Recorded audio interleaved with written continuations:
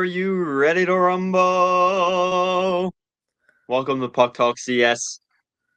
Victory last night against Seattle for the New York Rangers. Victory for whichever Paul brother that was against Mike Tyson. Stayed up for that one, Steve-O. Let's talk New York Rangers hockey, man. Let's do it. Listen, that was one of our cleaner games in the last few weeks. Complete opposite of the tone we had on our last episode. But listen, everybody, take a breather. 11-4-1, still in a great position. So let's do it. Let's talk some puck.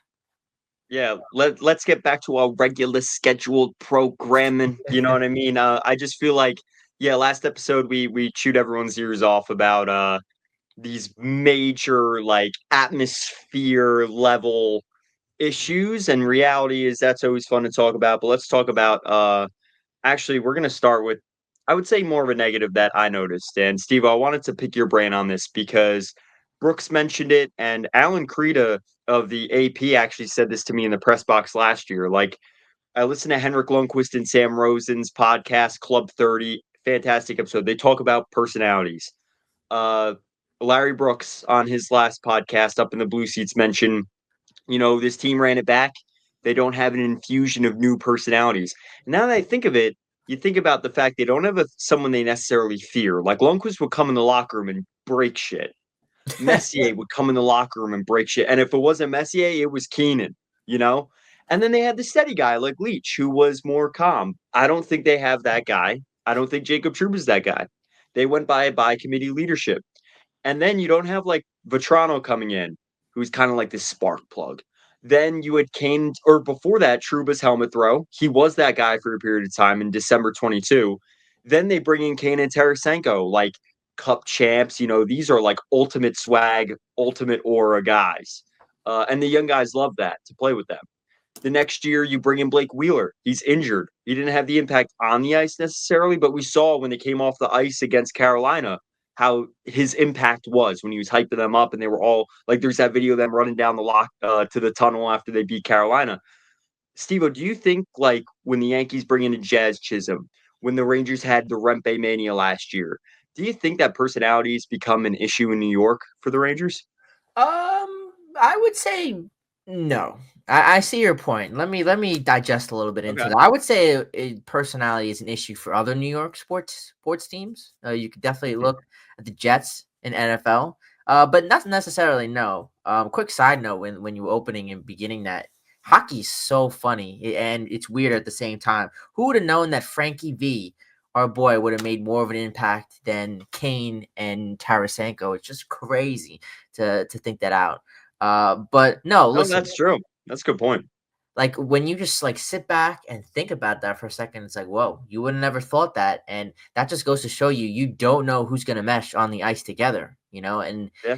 it's not necessarily that we missing that personality. It's just that this core is set. We know it's you got Trocheck, Panarin, Fox, Igor, Kreider, and Mika.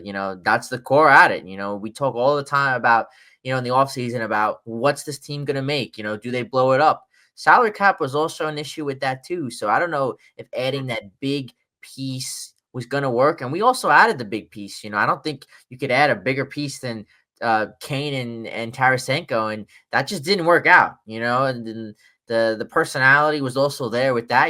Tarasenko had a personality, wasn't on the tougher side, but was more on the mentally tougher side, and it didn't work out. So I think with this team, the core is there. And I do want to mention, when we look back and compare it to last episode, I know last episode we were a little negative, but I think it plays to the tune that what we were talking about last episode is not necessarily an issue now.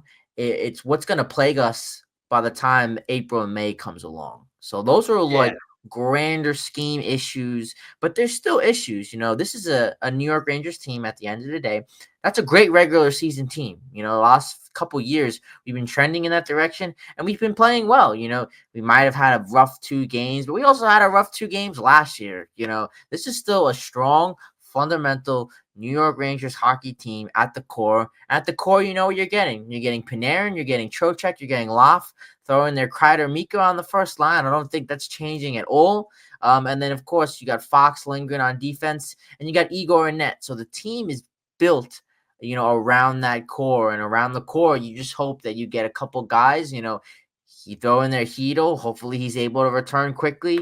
You got a couple playmakers and dogs around there, around the core. So I wouldn't necessarily say that it's a personality issue. It's just, it's just our core in my book. I want to throw it back to you and see if you think we're missing a personality in there. Well, I think it's something we saw with the first goal last night, and that's why I want to swing into the Seattle game. I want to elaborate a little more on my thoughts on this in the road trip because I think this team's gonna need like a Zibanejad, Kreider, Smith, where they go tic tac toe. It's a tie game late in the second, late in the third, and they break the tie. Like I think they need some of their swagger back. And I think you could see, like, even when Zibanejad scored against the Sharks, it was this immense relief and it wasn't like excitement. So I think the team needs a win soon that's like an exciting win. And I think that's what set them up for success last year was the road trip. They beat some of the best teams in the NHL. They beat they went out in Canada and that set up the rest of the year. That set the table for Thanksgiving. So yeah, I think I'll elaborate on that later. But with what you're saying with that Seattle victory, Steve, we're seeing a lot of contributions all over this team, not just from the core. And I'm loving the way the bottom six played against Seattle. I'm loving the way Jones played. Fantastic goal. And of course, Jonathan Quick with his second back to back shutout. First time he's done that since 2011. So, Steve, what were your takeaways against Seattle?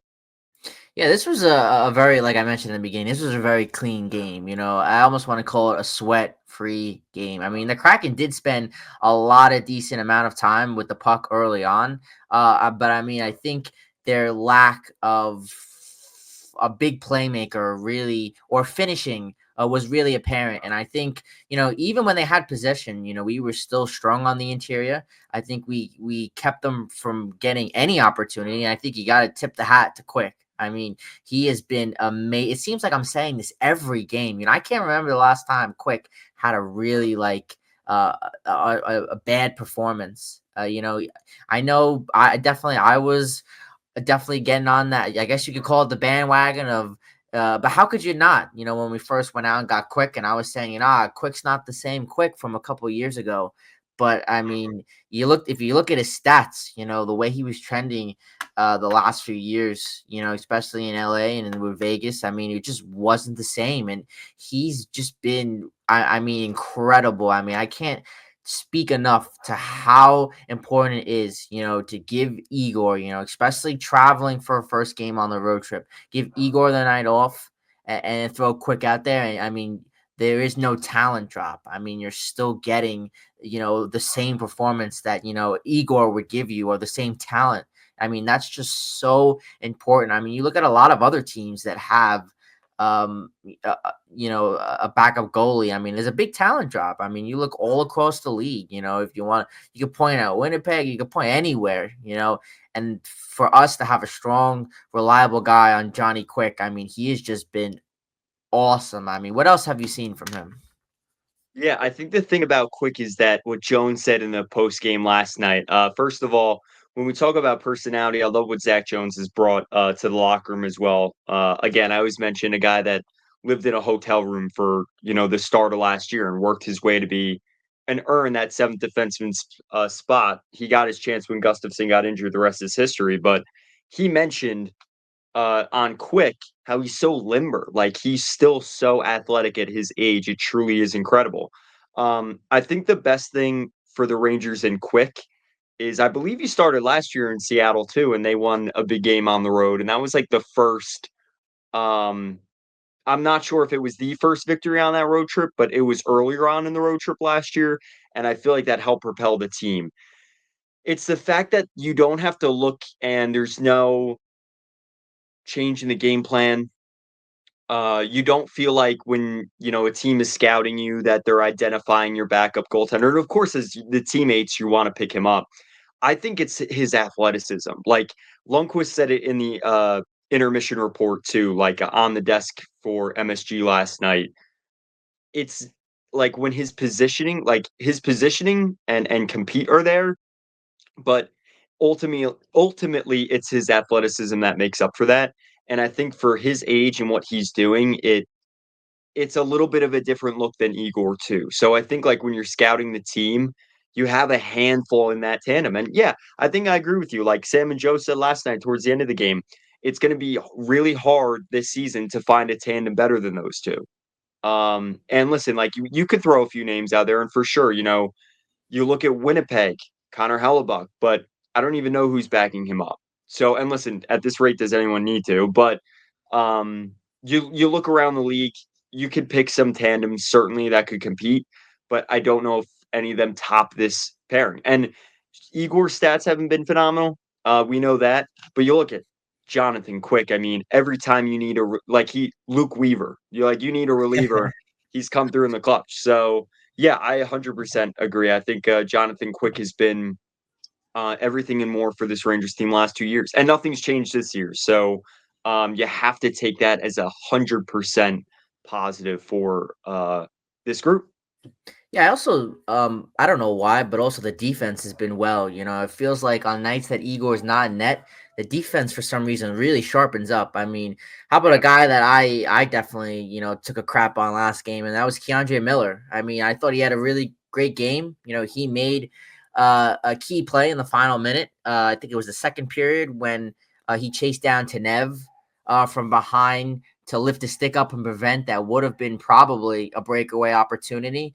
And that was kind of the main takeaway of the night, where we saw us taking a lot of quality chances away from Seattle and limiting to them to anything explosive that could have shifted the momentum and get them back in the game.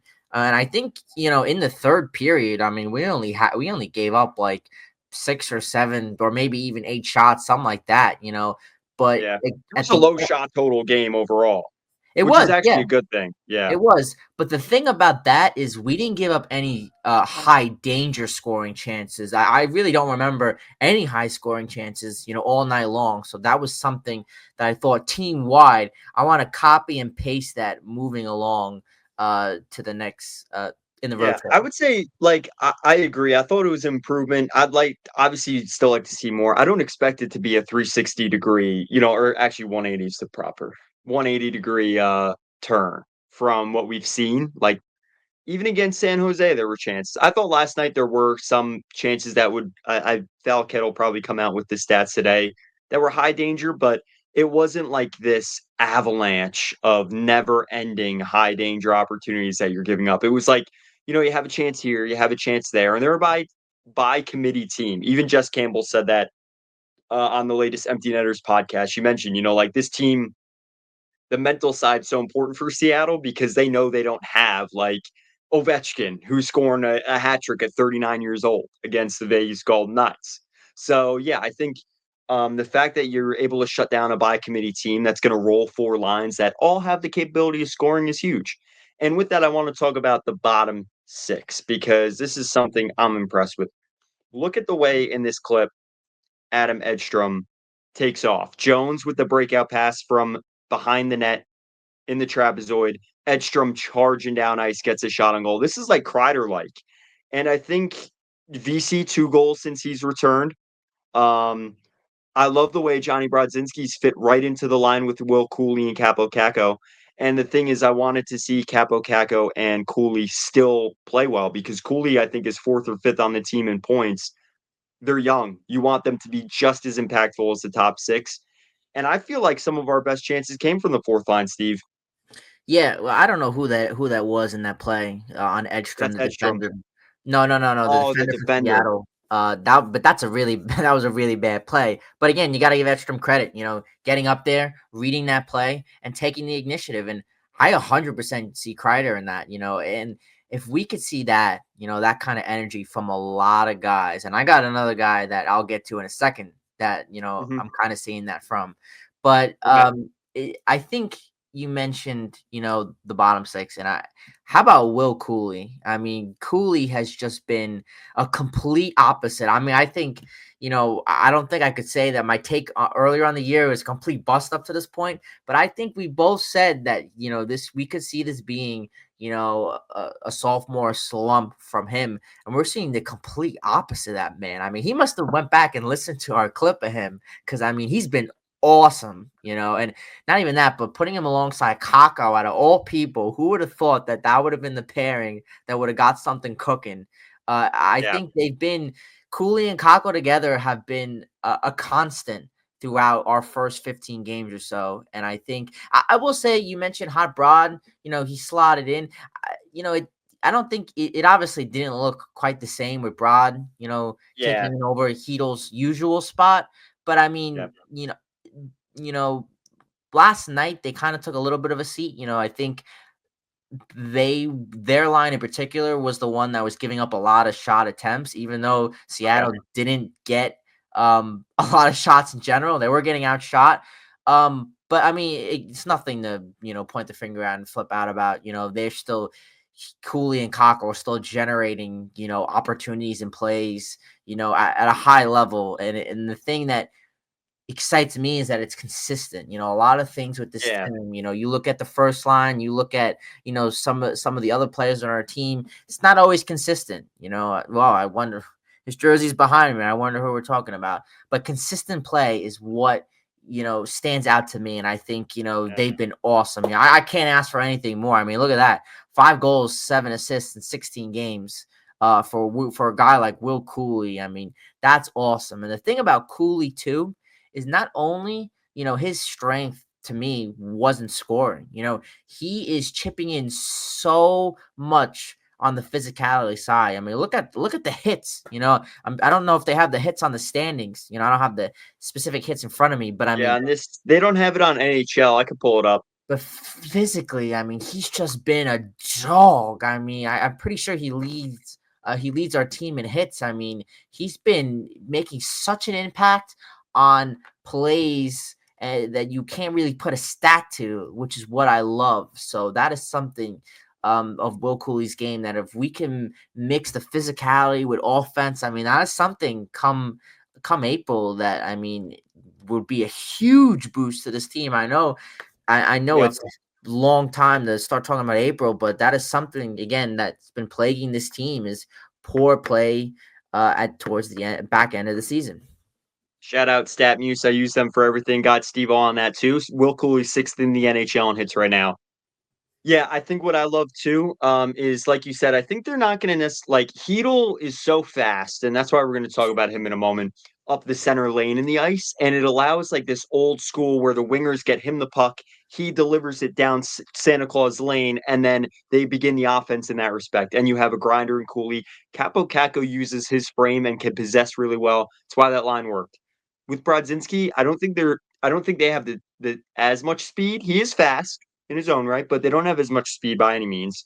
He was the second fastest player on the team. Multiple reports, have stated that, whether that was in training camp or whatnot.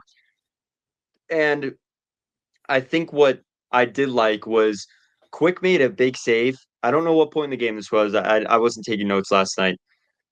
And Brodzinski comes down and hits the crossbar on the other end. That was like there was room, there was a chance. Now, granted, they were playing Philip Grubauer. He's 1-5 this year, but it was a good look. And I think it's that confidence that, because of Heedle's injury, that Will Cooley, he's sixth in the NHL in hits. Capo Caco has generated, I think, at a pace a lot of people were expecting of him, at least as a base. And I love what they've been doing. Like you're saying, the intangible and tangible. And I think with that, we talk about Philip Heedle. I don't want to talk about the future. I just want to talk about kind of right now before we preview the road trip because it clearly didn't hurt them last night. And I think the bottom six somehow, like no matter who they fill in, Sam Carrick, Matt Rempe, Jimmy Vesey, they've had a lot of moving parts. The interchangeability there and consistency to create offense has really impressed me. I like what our bottom six is doing. But I think Philip Heedle's injury, like you now have the first, I guess, first line or Kreider's advantage had still struggling. Like I thought they looked a lot better last night.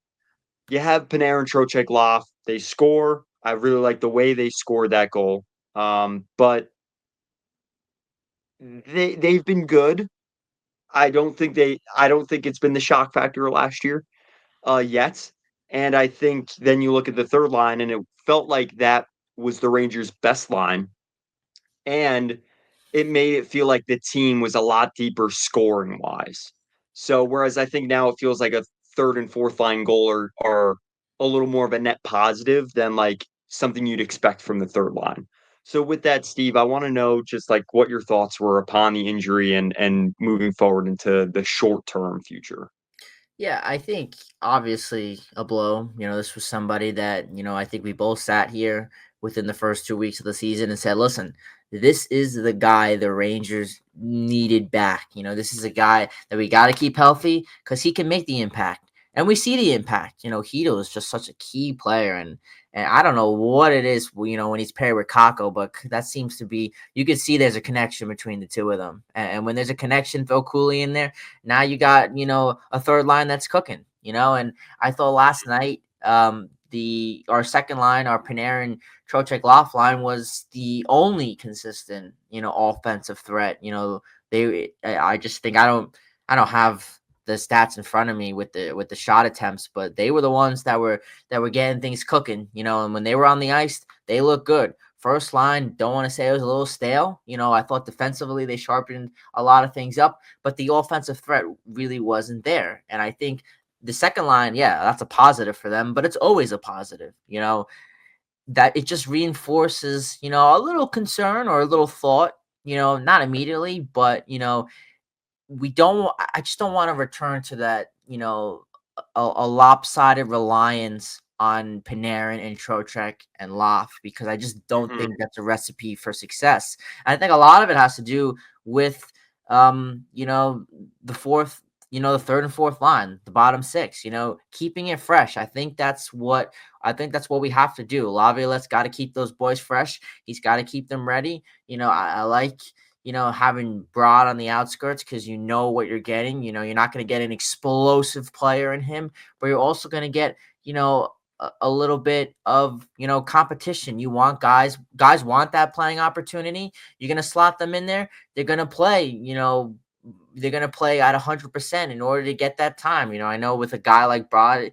you're not going to, he's not fighting for a spot, but it doesn't matter. When he's playing out there, he wants to show it. And like you mentioned, he came back down and rang the post, in last night's game. So it's something that you want to see, but we want to, I mean, Heel is just such a key player, He's an X factor. he really is an X factor, and this is a player that when we locked up a couple of years ago, kind of midish, not long term, but midterm, we'll call it. This is a player that we had the confidence in. This was a Yeah. guy that when you looked at it and said, okay, we have Loff, we have Chytil, and we have Kako. Who's getting the first deal? It was Chytil, and that just goes to show you the confidence that we have on him, with him being, on this team, and he's big. He's a Yeah. big piece.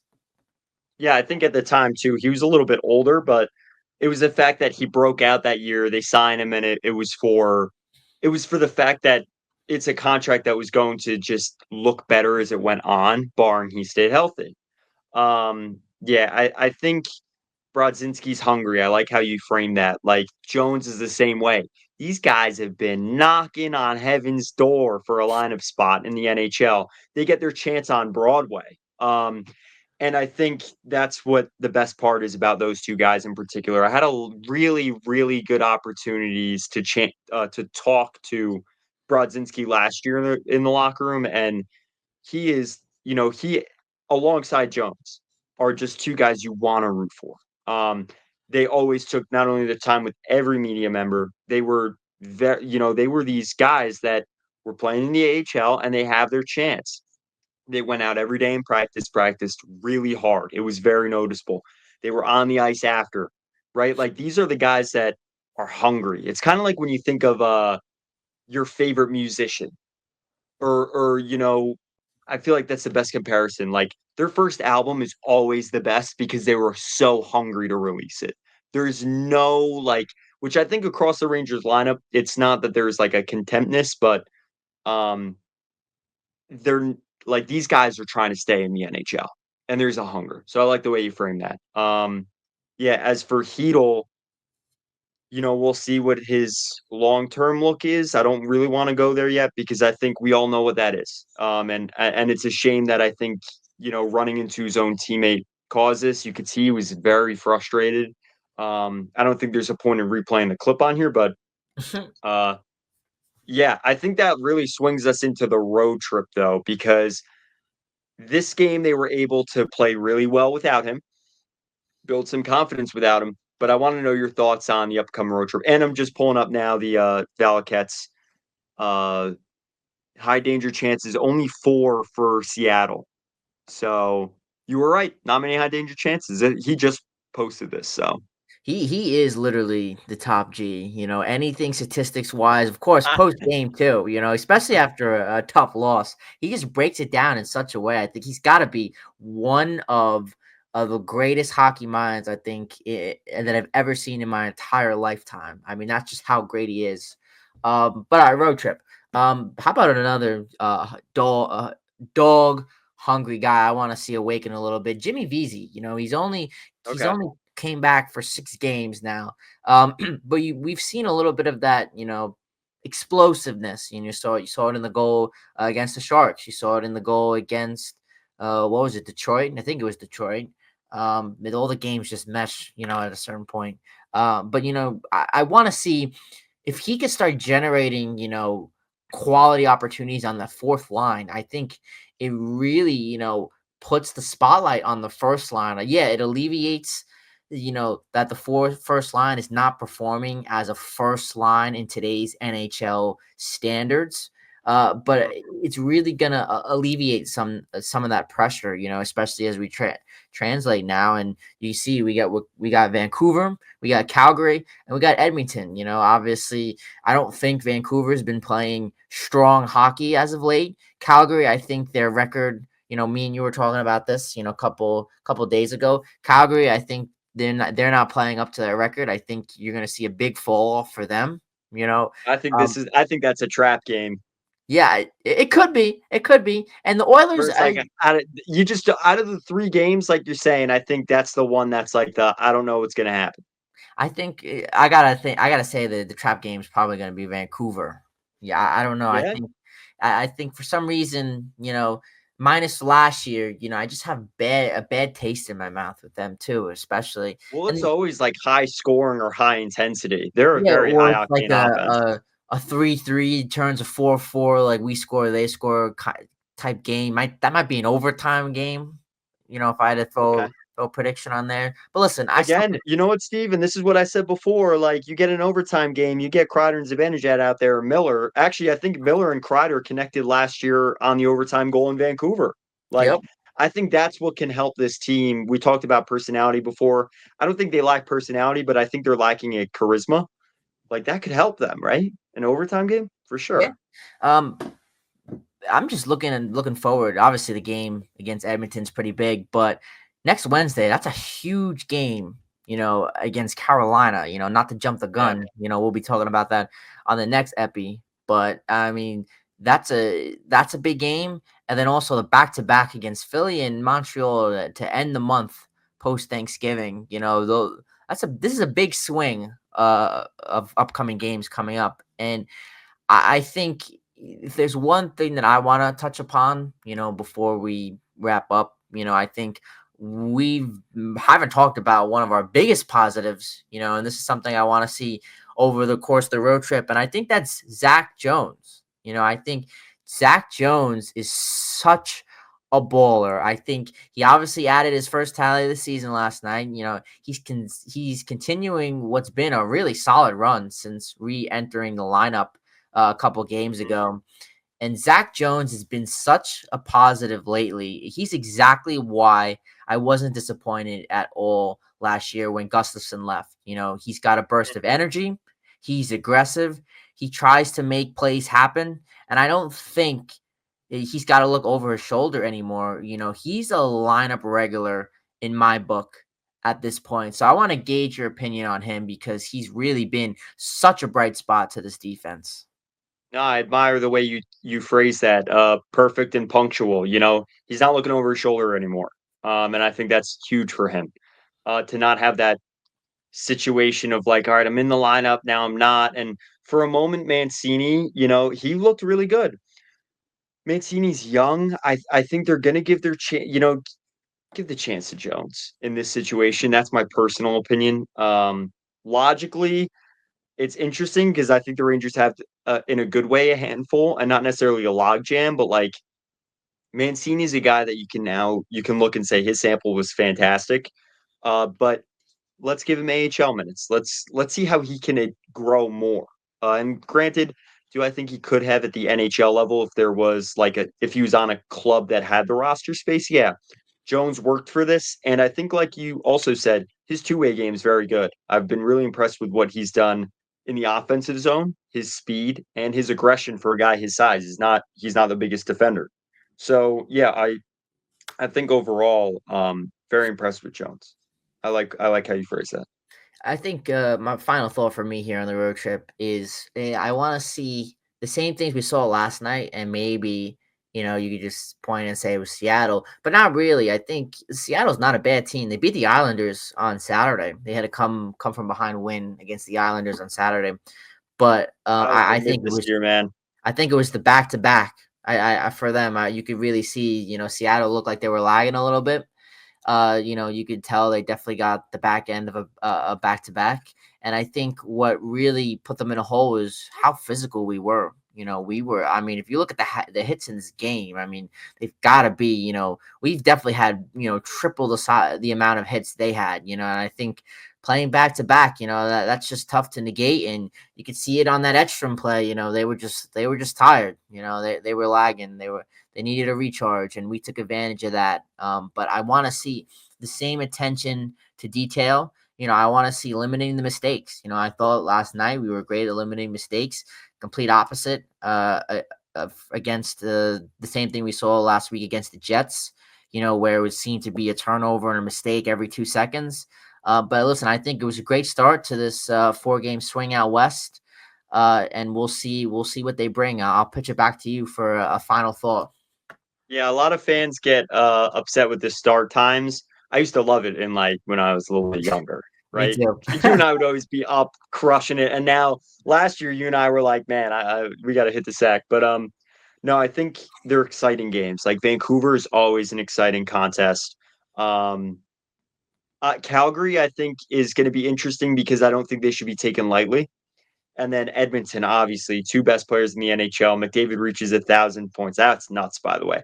I remember when Ovi reached 1,000 points, and I didn't think ahead of who's the next guy, who's the next like generational guy to reach 1,000. That's nuts. But Edmonton can also be a wild game. I feel like the last few years since the Rangers have been competitive, this road trip has always brought a turning point. Actually, really has for a long time where it feels like it tests the gut and the grit of this team. It tests their resiliency, whether they're in a high scoring game or a low scoring game, like the Rangers in Calgary last year. That was Igor's return type of game. Yeah, I'm excited for the road trip, of course. And like you mentioned, then they have it gets crazy after Thanksgiving. They have Carolina, Philly, and Montreal back to back. And then I believe December 2nd, Monday, they play New Jersey, which is going to be a massive game. They lead the league in hits. They're above the Rangers right now in the standings, and they beat the Panthers twice last week. So, and Carolina is obviously on a roll as well. So I think it's shifting into sport mode. And I think for the Rangers, this is great timing from that Seattle victory, what we saw for things to turn around. That's my final thoughts, Steve. Yep, I love that last pitch. Listen, the boys are going to be playing 8 games in the next 14 days, so we're going to have a lot to get through. And with that being said, Western Canada, here we come. Vancouver Canucks and Calgary Flames coming up. We'll be all out of here at Puck Talk CS. Follow us across all of our platforms. We'll give you insights, analysis, everything you need to know about NY hockey, baby. Always remember, it's just the luck of the puck.